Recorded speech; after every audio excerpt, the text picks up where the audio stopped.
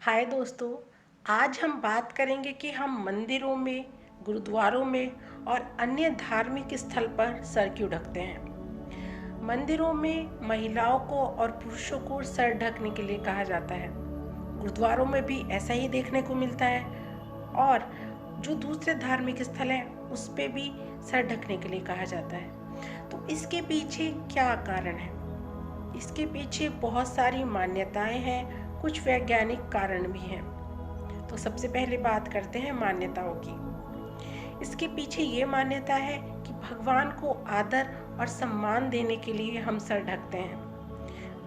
और एक मान्यता ये भी है कि भगवान के सामने काले रंग के कपड़े पहनकर नहीं जाते और काला रंग नकारात्मकता का प्रतीक होता है, तो बालों का रंग भी काला होता है, इसलिए हम उसको ढकते हैं।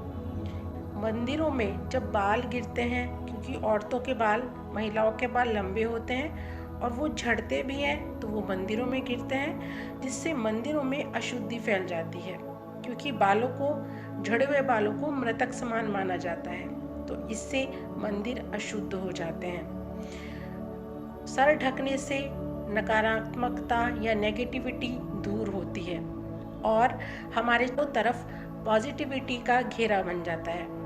तो जैसे ही हम सर ढकते हैं, हमारे चारों तरफ पॉजिटिविटी का घेरा बन जाता है, नेगेटिविटी अपने आप दूर हो जाती है, इसलिए सर ढकने को कहा जाता है। सर ढकने से हमारा मस्तिष्क यानी कि ब्रेन एकाग्र हो जाता है, फोकस हो जाता है और सारा फोकस हमारा मंदिर में और पूजा में लगता है। साथ ही साथ साइंटिफिक जो रीज़न है इसके पीछे वो ये है कि जो आकाशीय विद्युत तरंगे हैं यानी कि इलेक्ट्रोमैग्नेटिक वेव्स हैं, वो हमारे ब्रेन के थ्रू एंटर करती हैं, जिससे कि हमें सर में दर्द भी हो सकता है और थकान भी होती है।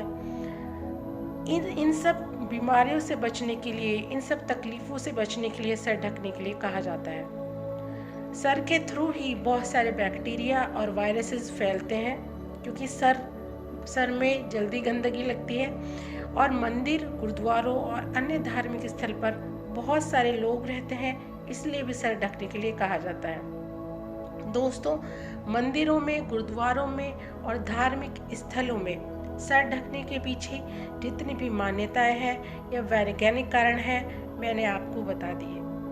अगर आपको लगता है कि और कुछ कारण हो सकते हैं तो मुझे कमेंट बॉक्स में ज़रूर लिखिएगा। धन्यवाद।